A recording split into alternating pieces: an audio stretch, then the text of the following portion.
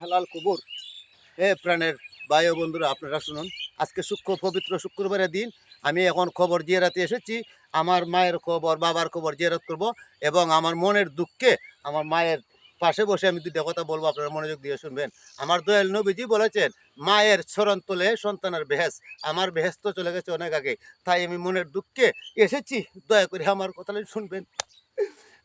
অনেক দিন হয় মাগো তোমায়, ও মা দেখিনি মারে, হে ও পরাণ কান্দে তোমার লাগি।